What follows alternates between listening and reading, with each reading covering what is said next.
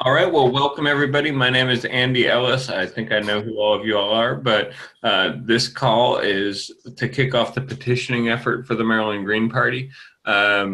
This year, as we're trying to get ballot access again, I am the convener of the electoral committee, and I am the secretary of the party. And Tim Willard, who is one of our most experienced petitioners, is going to lead us through a process tonight of understanding how our petitioning process works. And then we'll talk about some ideas and get some questions answered so that everybody can have a chance to take it back to the people in their counties. And then we're going to record this and make it available on the website so other folks can use it too. So with that, I think it's good to do a round of introductions so that everybody knows each other. And let's start with Marie. Hey, I'm Marie, Baltimore. Okay. Tim? Tim? Oh, me? Yeah, Tim Willard from Montgomery County, ancient Green Party member. Anthony? I'm Anthony, Howard County Green Party. Virginia?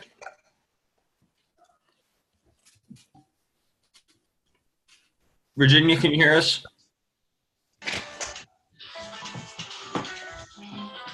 We'll go on. Ian? Okay, fine. No more PDA. You win. All right. Brian? Hey, it's Brian. I'm the man behind the curtain tonight. I'm eating dinner, and I'm also in the process of moving, so there's literally not an inch of my house that isn't stacked with boxes, so I'm just going to go off video tonight. All right. Janet? Oh, Janet, Baltimore. I am strictly audio, so I'm on my, I don't know how to do the video, and I don't want to learn tonight, so I'm just audio. No problem. And Virginia Smith, are you there? Okay. Well, on the video, we have Virginia from Anne Arundel County, and then we have Ian, who is from Baltimore City and was our gubernatorial candidate the last time around. Ian is between multiple calls and is just listening, as you can see in the chat. So with that, let's turn it over to Tim and get started on this discussion tonight. Tim, are you ready? Yeah, ready. To start with, I'm just going to go over the basic mechanics of the petition form. I hope hopefully people can sort of see this. This has been the same form we've been using for about a decade now. And just to start at the top, the first line you're going to fill in is the county line. Generally, that's going to be the county you're petitioning in. It used to be that they wanted every signature on the form to be from that county, but their databases and so much email don't require that. Generally, it's very helpful if you can segregate where people live by sheet, but it's not mandatory.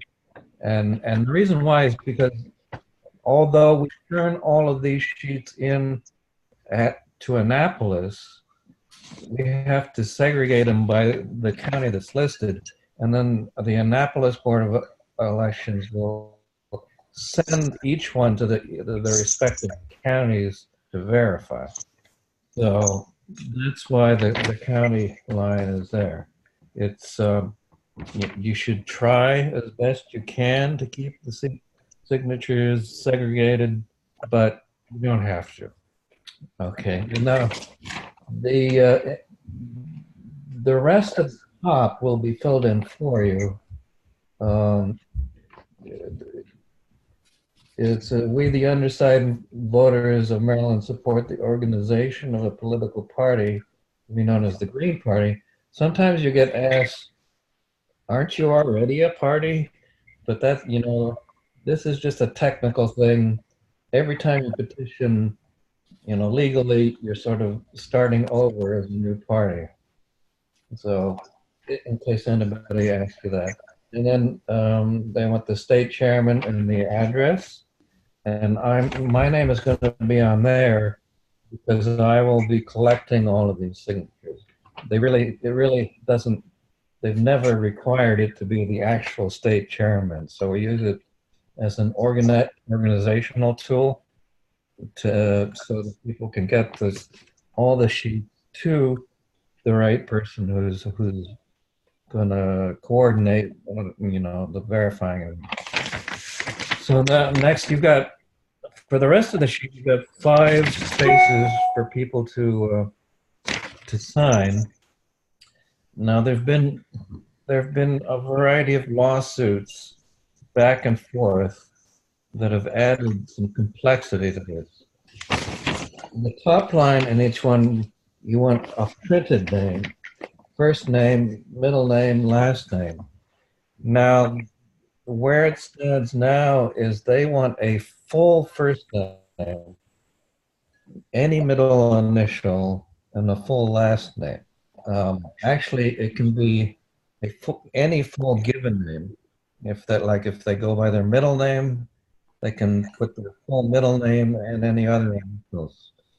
But all of that information has to be there, or it will get disqualified.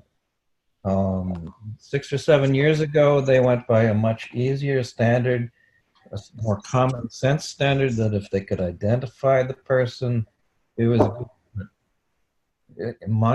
basically it's Montgomery Democrats that have screwed us over on this they keep filing these lawsuits over little picky points. So now you really have to make sure that they get a full first name, middle initials, and full last name. So when you're out asking people for signatures, the first thing you want to ask them is to make sure that they're a registered voter. They have to be a registered Maryland voter. And then you need to tell them that you want their full first name, no nicknames, full first name, any middle initials, and full last name. The second line is a signature line, and this gets confusing because people, if you can see this on the third line, they've got street number and street name underneath here. So sometimes people will think that they want their address on the second line, and signature on the third line. I don't know of any case where somebody has gotten disqualified for doing it the wrong way, but just sort of help people through the process.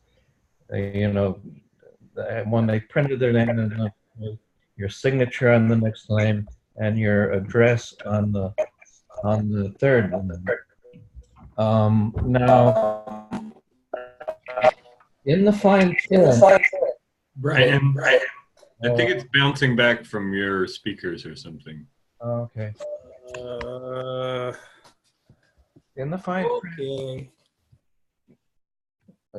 print, it says that information on this petition can be used to change your registration data. But what that refers to is the address. If you put down an address that's not listed in their database, they can change their database to reflect your new address. So if you've got a question about that, that's what that refers to. Over on the left-hand side, on the top, they want your birth date. Now, the birth date is optional. They don't. People often object to putting down personal data like that. So if they don't want to, I don't tell them it's optional until they bring it up. But if they don't want to put it down, it is optional. However, if you can convince them just to put down the year, that's very helpful for the Board of Elections in finding their name and verifying it. And then the second line is the date which they are filling out the petition. Now, as petitioners, we are allowed to fill out any of this information for the people except for their signature. The actual person has to sign their own name. But if it's, for example, it's a very old person, you can volunteer to fill in their name, the printed name and their address for them, and then just get them to sign it. And the signature, there's no requirements on the signature, just it can be a scrawl. Just as long as somewhere on that box you get full first name, middle initials, and full last name. That's the big point. And when we check them later on, we've always used this ability to fill in any information for them, to go back and double check, and if they left something out, we put it in to make the signature, to make the thing whole.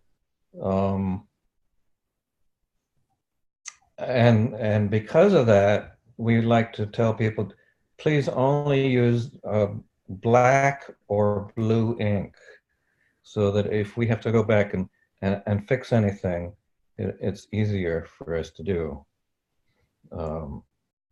We've never actually asked the Board of Elections if this is kosher, but we're sort of operating on the principle that it's better to ask for forgiveness than ask for permission.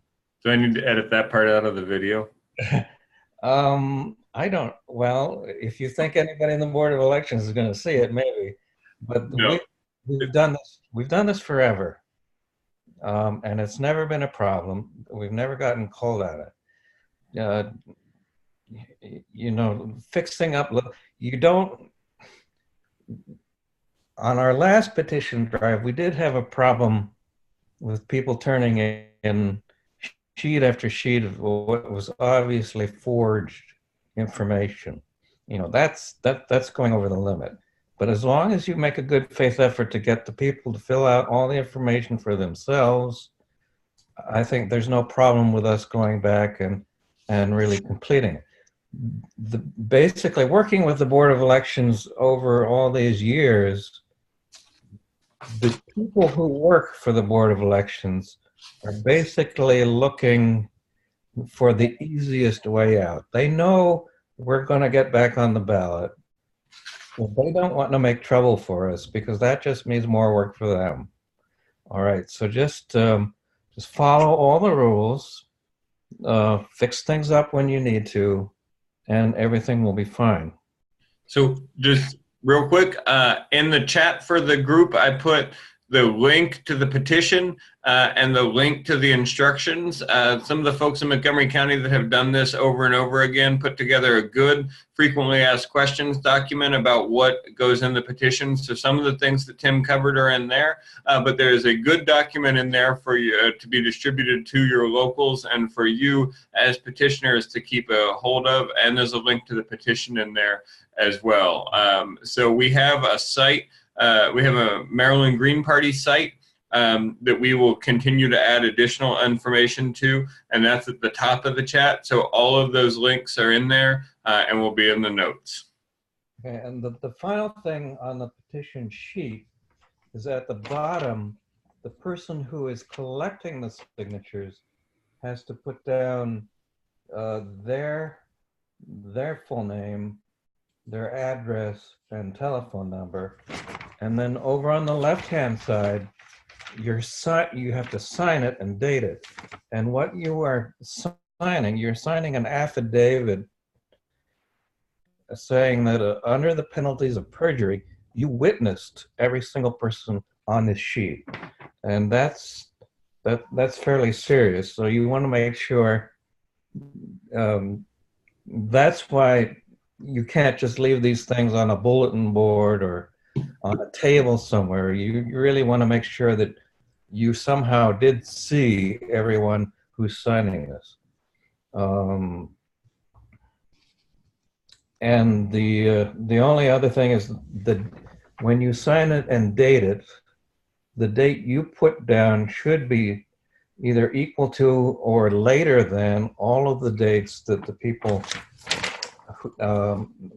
who signed the petition put down. Because if you put down a date that's earlier than one of theirs, how could you have witnessed it? And the Board of Elections will then disqualify the whole sheet.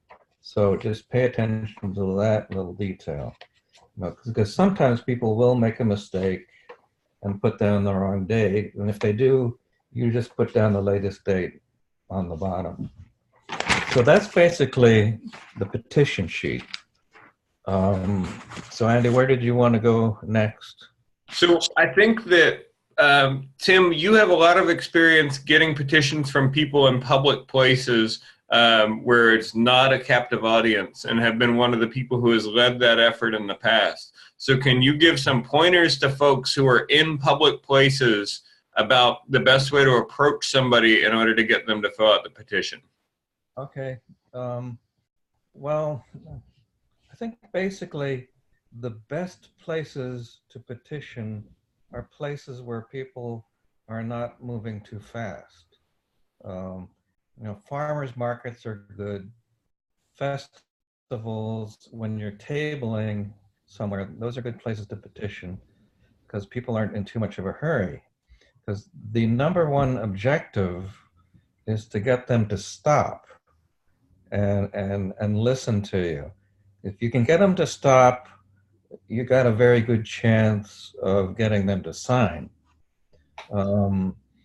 So when I'm out, there's a couple different ways to approach it. If you're a real extrovert and comfortable out with people, you just take your clipboard and you go out and you say, who wants to sign a petition for ballot access? Who wants to sign a petition to get the Green Party on the ballot? And you approach everyone, would you sign this? Would you sign this? And so on. And those are the best petitioners. I'm not one of those people, unfortunately. This never came easy to me. So I sort of approach people individually. And that means as they're coming at you, you want to get their attention before they get to you. The most uncomfortable part about this is that you are invading somebody else's space, and nobody really, well, very few people really like to do that. So you see someone come along, you say, hello, sir, or hello, ma'am, and get their, smile. You want to act like they're your best friend in the world, basically. And smile to them and then say hello, and then immediately ask them, are you a Maryland voter? Or are you registered to vote in Maryland? Because if they're not, the biggest single reason why names get disqualified is because they're not registered voters. So that's the first point to make sure. And then if they say yes, if they pay attention to you, you said, would you be willing to sign a petition to keep the Green Party on the ballot? Now, most of the time, that's going to be good enough. They will either say yes or no. They'll stop or they'll keep walking. Sometimes they're sort of iffy, and then you can go on and say things like, every 4 years we have to get 10,000 signatures just to keep our party on the ballot. Because a lot of people don't know that. They don't know the work we have to go through to keep ballot access. And that's a pretty compelling argument for many people. And if they're still sort of hesitating and unsure, you can say things like, you don't have to support us. You don't have to be a Green Party member. This is just to give people more choice. And often that works. Now, generally, I always carry some information. If they don't know nothing about the Green Party, you can take along some easy information. Like we have a variety of these little like business card size with the 10 key values on them, that if they say, what's the Green Party? And you can give them one of these and say, these are our key values. Here in Montgomery County, we've always done these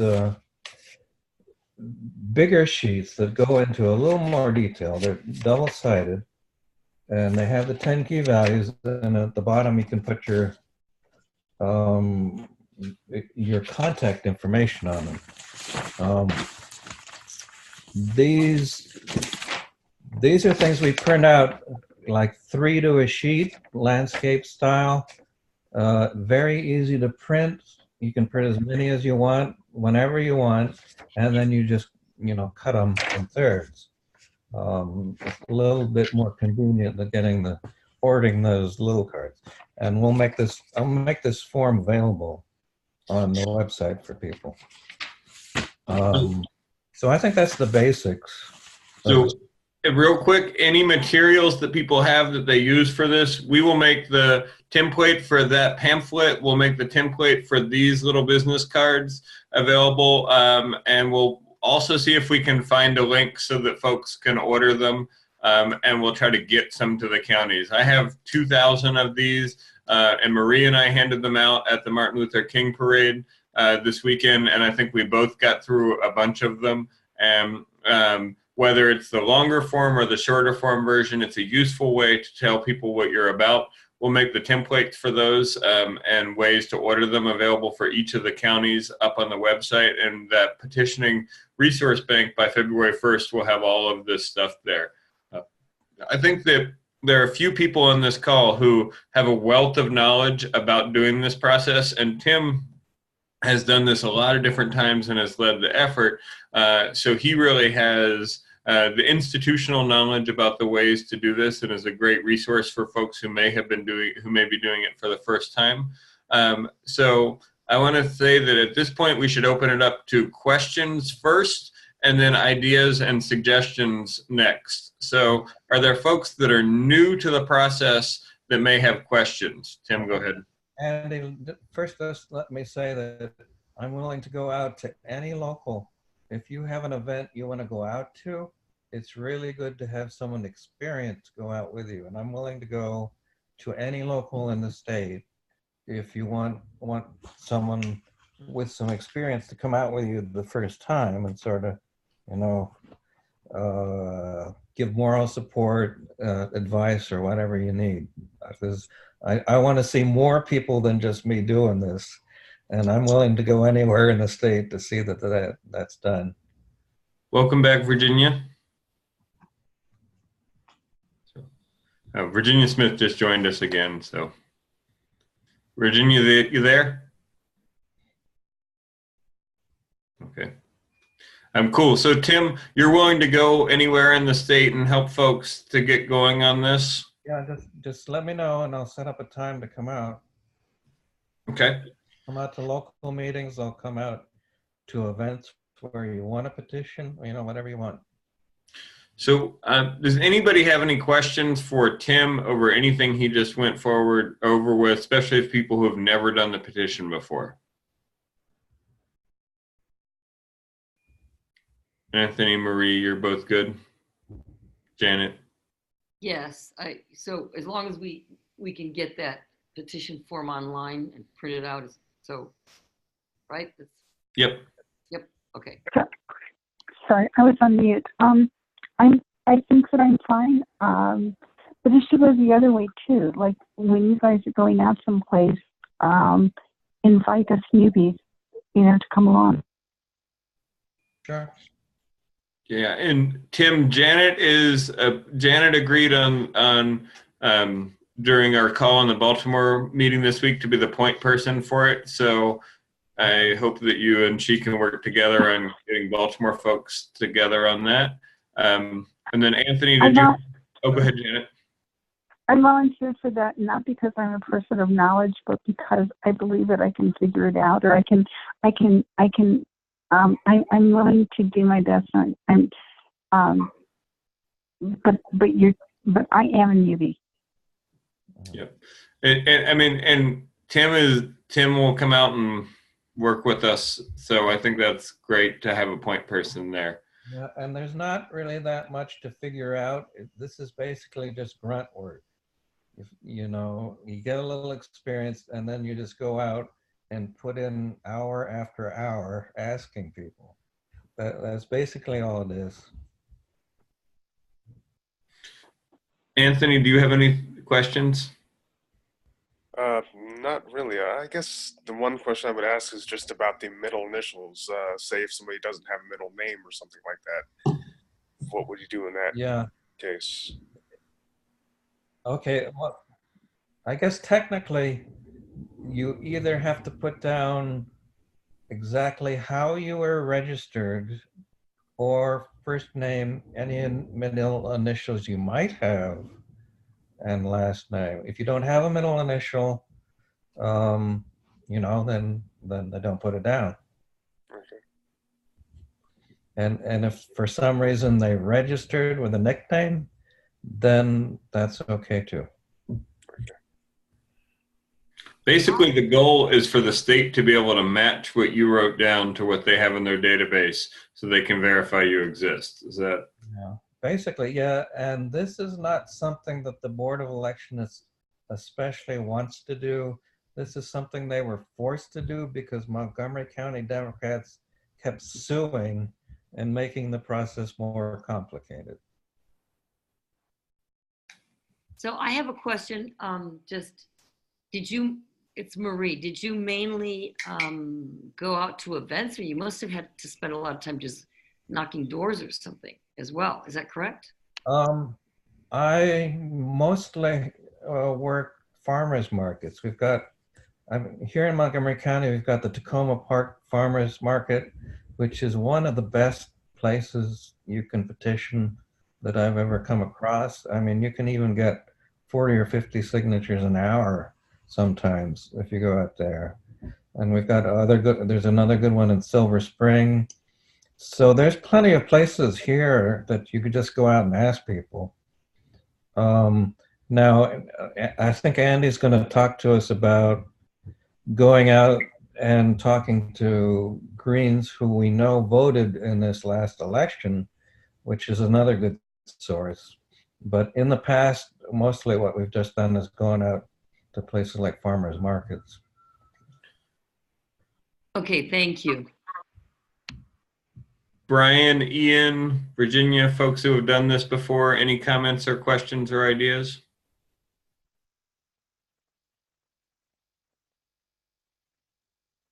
No, this is Virginia. I'll say I'm more like Tim. It's very hard for me to approach people. But if you want to get signatures, you have to do that. So a friendly audience is good. People that you think might be sympathetic and interested. But yeah, just do be meticulous because you go through too much to get each signature to not have one of them count.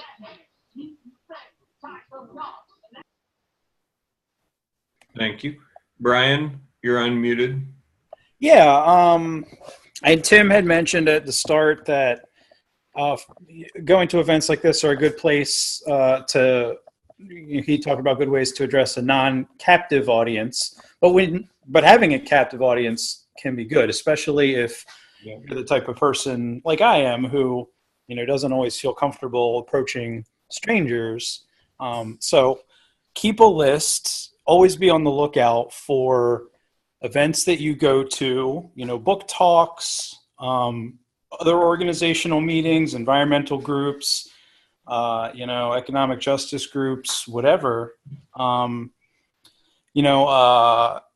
to the organizers beforehand if you have the opportunity to do that. A lot of groups, they might even be allies, but they might feel weird if you just stand up in the middle of the thing and say, oh, I've got this other thing that I want people to divert their attention towards. So talk to the organizer beforehand, say, can I stand at the door at the start of the meeting or at the end of the meeting? Can I pass this around during this event? And a lot of people will say yes, and you can just pass the clipboard down the line and you're witnessing everyone sign it. So, going to events like that, always being on the lookout for things in your area, things that you probably want to go to anyway, take the opportunity to get some signatures there. Ian, anything? Yeah, can you hear me? Yep. Yeah, so I guess just for me, doing this last time, I remember that it's more about grabbing the person's attention, especially if it's like at a farmer's market or something. And pretty much when you have their attention, ask them if they're a registered voter, and then ask them to sign, they're signing. Sometimes they're a little confused. It's more about getting the information out. Here's what this is. We need your signature to stay on the ballot. And they get pretty quickly that it's not about supporting or not supporting the Green Party. It's about getting on the ballot. So it's more about just getting someone that's a registered voter. I think most folks, if they don't want to sign it, they'll probably just lie to you and say, I'm not a registered voter, and walk away. I've never had someone give me,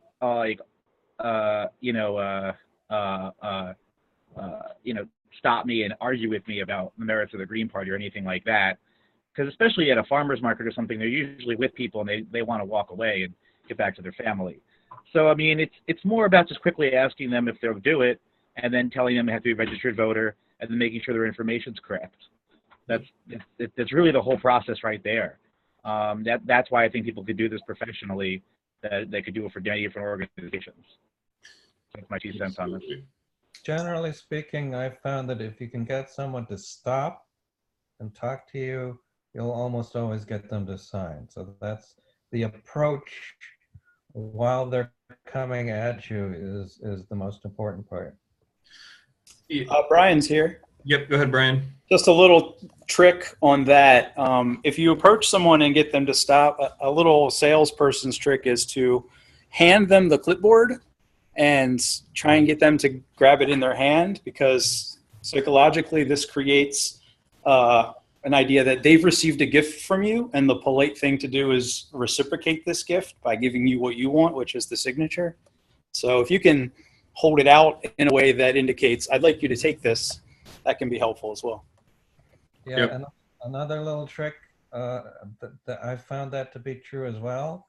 And so I've also found that if you're standing on their right side, since most people are right-handed, and you hold that clipboard out toward their right hand, there's a good chance they're going to take it, and then they're going to sign. Yep, totally. I found that too as I've been doing it. So this is my stack of ones that I've gotten done so far. There's about 80 here. And what I've been doing, I haven't asked a single sort of random person yet. They've all been warm asks. And so the next part of this, I want to talk a little bit about like setting up opportunities to connect with Greens and to connect with other people via the petitioning drive. So we have a list of 4,597 Greens who voted or registered in 2018, and it's divided up by county, and we'll make sure that each county has access to that. Of those people, they represent 8,900 registered voters in the households that they live in. For each county, it's going to be a chunk of those folks. We decided that instead of the 9,200 registered Greens that are throughout the state, we would go with the ones for this list who had most recently voted, because there's more of a chance that they actually live where they say they live than the ones who might not have voted in 2 or 3 years or something like that.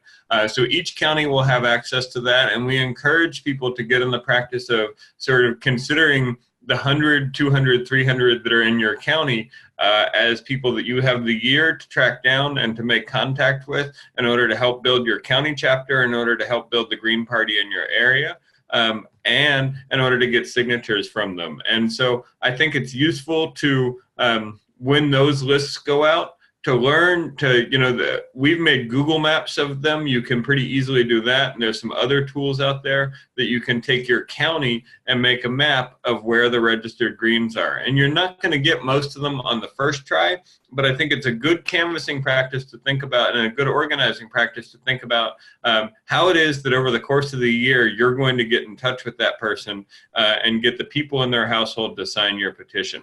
So that's one of the things that I think we can do for sort of cold calling. I think Tim has a really good grasp on where to do it in public, but I also think that we should be using it to expand our base and talk to the people who've been members of the party who we may not know or may not have contact with.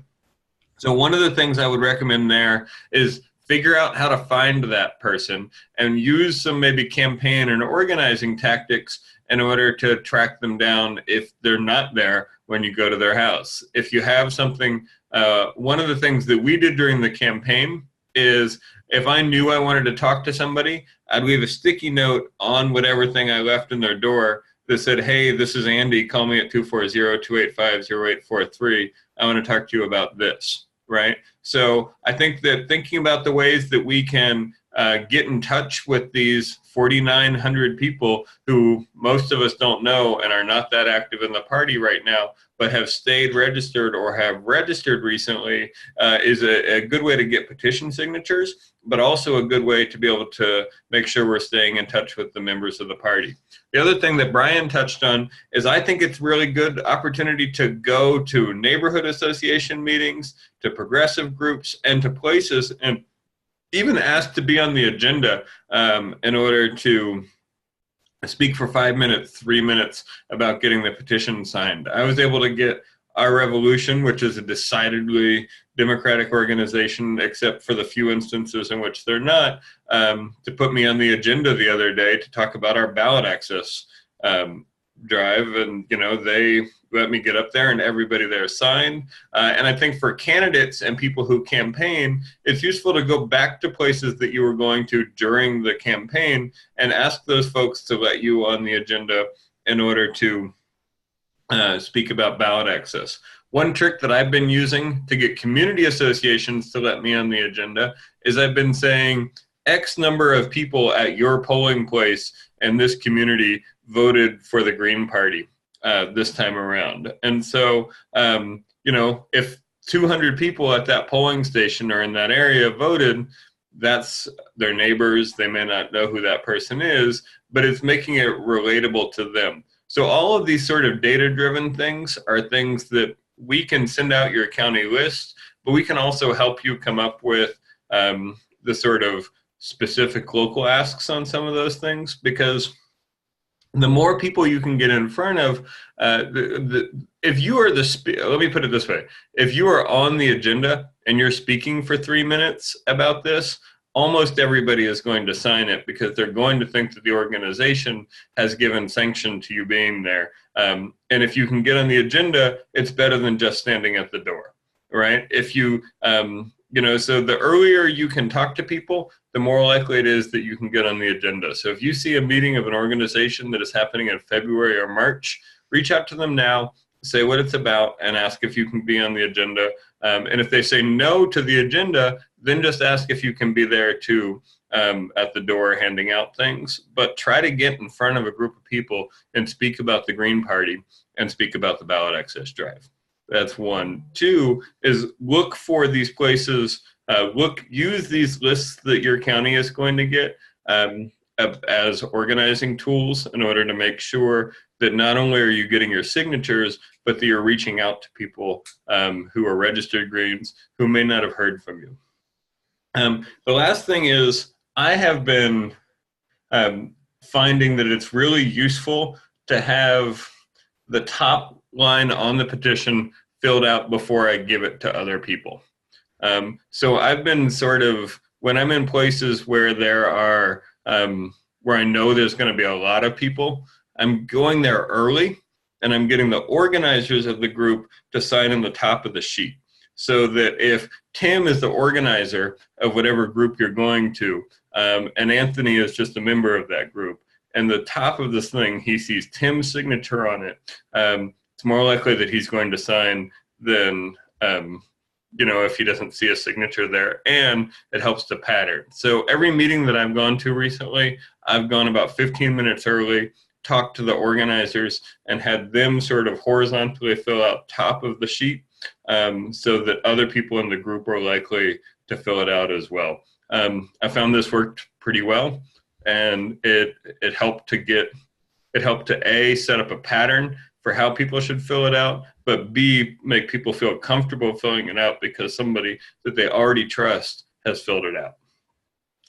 So I think that some of these things are, just good organizing tools. And I also think it's super important to remember that there may be people who are actually very interested. And so we shouldn't just get in the habit of asking people for the signature and moving on, especially if we're going to groups that might be sympathetic.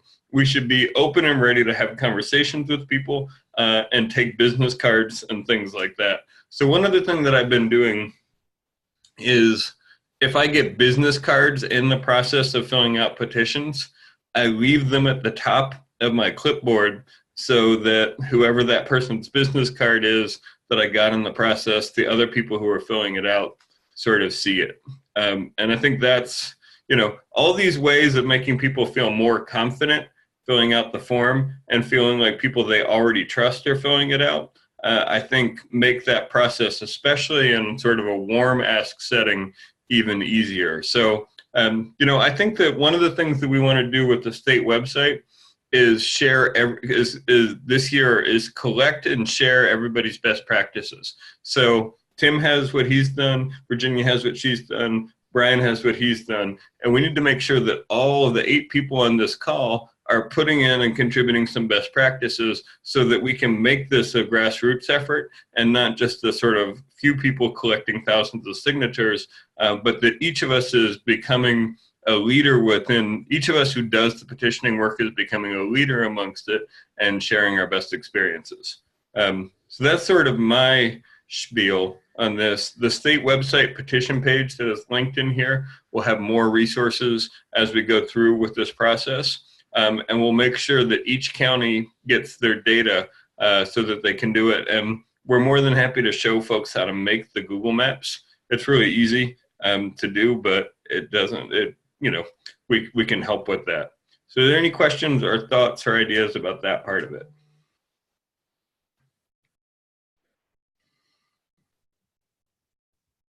Okay. I think that's a great idea, Andy. I think it's excellent. Thank you for doing all that. Sure. Marie, are you talking? I'm going to unmute you.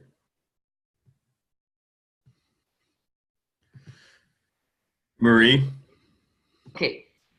So I just think that I would emphasize that to all the people, whoever the point person is or whatever, that they have these little cards or the little sheets on a regular basis, enough for the amount of people they think they're going to run into, because you may not have the opportunity to give each person one of those, or they may not be interested, or they know all about the party. But anytime you have somebody who doesn't know about the Green Party or just wants more info, it's losing that opportunity if we don't have it right there on hand.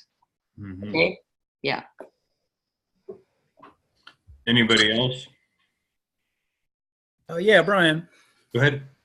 I just had a question about how people feel as the presidential race starts to get in gear about specifically targeting, events that presidential candidates and I guess other, big Senate candidates or whatever are going to be starting to hold towards, probably this summer. That stuff's going to start kicking up. So I don't know. I think it's a good idea. I'm interested if people have reasons why it's not a good idea. I think places where we know there are going to be voters are a great place to go. And I have signatures from a few electeds already. And I think that everybody, if they're going to testify or they're going to, maybe not a presidential candidate, you may not get Joe Biden to sign your petition. Well, I guess it would be John Delaney that you would need to sign it. But like, if I'm going to a city council hearing, I'm going to ask the elected to sign it. if I'm going to Annapolis and having a conversation with an elected, I'm going to ask them to sign it. And I think we should go to places where there are voters and ask strategic people to sign it as well.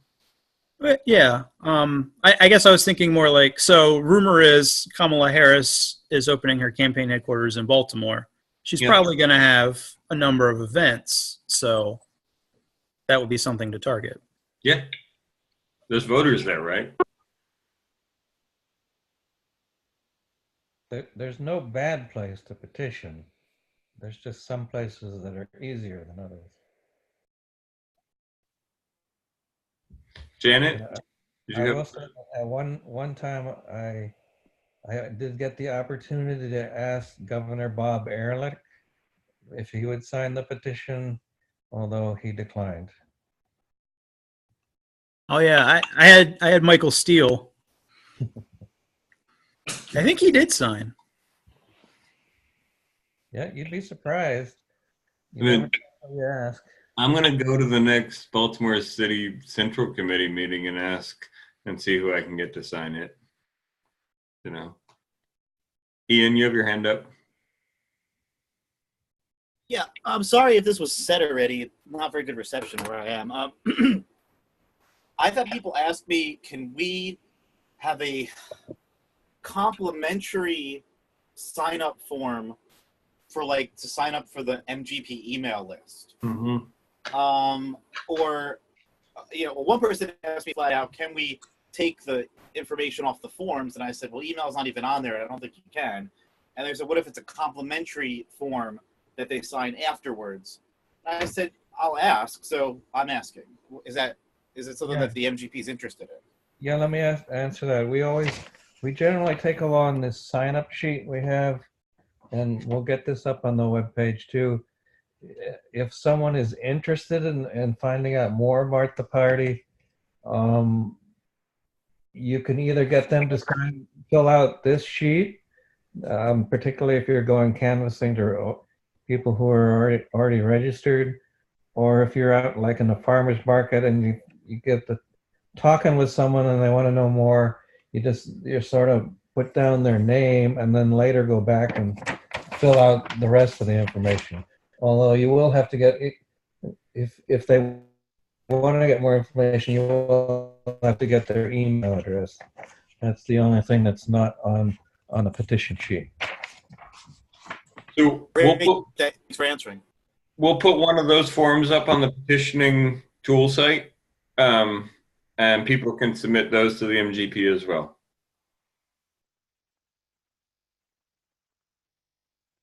So, any other thoughts, questions, concerns? We're approaching 8 o'clock, which is when this is scheduled to end. Okay. Well, thank you all very much. Thank you, Tim, for putting this together. I'm really excited to be able to kick this process off, and I think that we're in a great place this year. We have more registered voters and more candidates and more local chapters going into this petitioning drive than we've ever had before. So I think that we should really be able to spread out the effort across the state, and we should really be able to have a lot of folks working to get this done. The state party has set a goal of 15,000 petitions in order to get to the 10,000 that we need to have registered. Last night on the state call, there were some folks who made commitments about what their county is willing to do. Anthony, if you get a chance by February 1st, can you let us know a target number that Howard County is aiming to be able to do? Last night on the call, the targets ranged anywhere between 300 and 5,000. So just let us know sometime soon what you think Howard County can do, and be in touch with us about how we can help you with that. And then this video will be posted online, and we'll have an opportunity to have, and Tim, as I said, Tim, as he said, has offered to go out to each of the counties and do a petitioning. And then we also have, I shared this last night on the call, but this is the Maryland Tourism Guide, and it has every state-sponsored festival and thing like that in there. So at some point soon, we'll have a calendar together that lists opportunities for this we just need to find somebody who is willing to maintain that and be the keeper of the calendar. But I think it's a great chance for the party to reach out, explain what we're about, and explain the onerous burdens that the two-party system puts on us in order to be able to continue to do the most basic freedom of association that the First Amendment guarantees us. So I think that it's a problem and it's a burden, but when we get handed lemonades by the two-party, or when we get handed lemons by the two-party system, we need to make lemonade out of it and make an opportunity for us to spread and share the values that we find with the Green Party. Thank you all, and we'll get this up and posted. Okay, thank you. Yeah, Thanks, good night. Andy. Thank you. Bye. Bye. Good night.